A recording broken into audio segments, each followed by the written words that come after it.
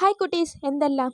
ഇതേ എൻ്റെ അനിയൻ്റെ ബർത്ത്ഡേയുമായിട്ട് ബന്ധപ്പെട്ട് അവന് കുറച്ച് പർച്ചേസ് ഉണ്ടെന്ന് പറഞ്ഞ് ഞങ്ങൾ തിരുവല്ലയിൽ പോയൊരു കഥയാണ്. ഞങ്ങൾ ആദ്യം ഇവിടെ നിന്ന് ഇറങ്ങിയപ്പോൾ വിചാരിച്ചത് വലിയ ചിലവില്ലാത്തൊരു പരിപാടി പോയിട്ട് പെട്ടെന്ന് തന്നെ തിരിച്ചു വരാമെന്നാണ്. പിന്നാണ് മനസ്സിലായത് പെൺപിള്ളേരെക്കാട്ട് ചിലവേറിയ പരിപാടിയാണ് ഇവൻ്റെ ദൗത്യം ഞങ്ങൾ ഏറ്റെടുത്തതെന്ന് മനസ്സിലായി. ഞാനും എൻ്റെ അമ്മയും കൂടെ നെഞ്ചിൽ തീക്കട്ടയുമായിട്ടാണ് ഈ കടയിൽ ചെന്ന് കയറിയത്. ആദ്യം തന്നെ ഒരു ബുക്ക് എടുത്ത് ഞങ്ങളുടെ കയ്യിലോട്ട് നിന്നു. അതിന് ഏകദേശം ഒരു 600 രൂപയ്ക്ക് അടുത്ത് വില വന്നു. അത് കഴിഞ്ഞിട്ട് ഇവനൊരു ഡ്രോയിങ്ങിൻ്റെ പോയിൻറ്റഡ് ബ്രഷ് വേണമായിരുന്നു. ആ ബ്രഷ് തപ്പുന്നതാണ് ഇപ്പോൾ കാണുന്നത്. ഇവൻ്റെ വിചാരം ഞാൻ തപ്പുന്നിടത്ത് ഇവൻ്റെ ബ്രഷ് ഇരിക്കുന്നതെന്ന്. ഇവൻ മാറി തപ്പുന്നു, തിരിഞ്ഞ് തപ്പുന്നു, എന്നിട്ടൊന്നും ആ ബ്രഷ് അവിടെ കിട്ടിയില്ല. അത് കഴിഞ്ഞിട്ട് ഇവന് ഷൂ വേണമെന്ന് പറഞ്ഞിട്ട് ഞങ്ങൾ ഷൂ മേടിക്കാനായിട്ടൊരു കടയിൽ കയറി. അവിടെ കയറിയപ്പോൾ ഇവൻ്റെ സൈസ് കിട്ടിയില്ല. അതുകൊണ്ട് ഞങ്ങൾ വേറൊരു കടയിൽ കയറി, സ്ഥിരം കയറുന്ന കടയിൽ. അവിടെ ചെന്ന പാടെ ഇവൻ വെള്ള കളറിലെ ഷൂ തന്നെ എടുത്തു.